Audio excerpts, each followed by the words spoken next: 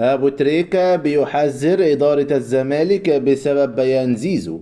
أكد محمد أبو تريكة نجم النادي الأهلي ومنتخب مصر السابق إن بيان نادي الزمالك بشأن أحمد سيد زيزو غير مدروس إطلاقا، وقد يحدث أثرا سلبيا على جماهير النادي مع نهاية الموسم القروي، خاصة في ظل الأنباء المؤكدة عن رحيل اللاعب.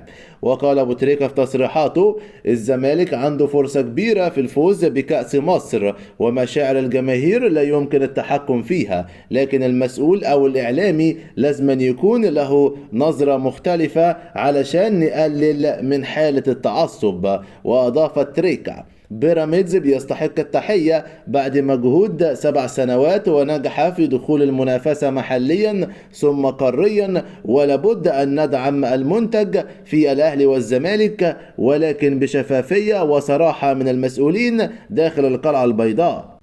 وأشار لأن الزمالك قادر على المنافسة تحت أي ظروف، ولكن البطولات الكبرى محتاجة استقرار إداري ومالي وفني، ولازم مجلس الإدارة يكون عنده خطة واضحة يرجع بيها الفريق في خلال 2 3 للمنافسة وبقوة. وشدد تريكا على أن البيان الأخير للزمالك لا أحد يعلم الهدف منه، وهل فعلا هيكون له مردود إيجابي ولا لا، لأن البيانات دي ممكن تحبط جمهور الزمالك أكتر، خاصة مع قرب رحيل زيزو للنادي الأهلي.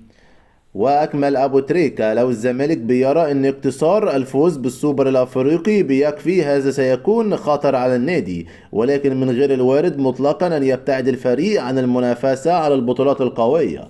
وأضاف: الأهلي والزمالك دائما هما المنافسين الأقوياء محليا، ولكن الآونة الأخيرة ما يحدث داخل القلعة البيضاء ستجعل النادي لا ينافس على البطولات، ولا أحب أن تكون مواجهة القمة بين القطبين، بين فريق متصدر بينما الفريق الآخر في المركز الرابع، وهذا ليس من مصلحة الكرة المصرية. وتابع تريكا: موسم الزمالك بينتهي مع ختام كأس مصر، ولكن الأمر واضح، الزمالك يريد أن يقول إن لديه حقوق أمام الجماهير فقط. وأتم نهائي كأس مصر بيتوقف على التركيز لاعبي الزمالك، وأتمنى أن يتوج الفريق الأبيض باللقب على حساب بيراميدز.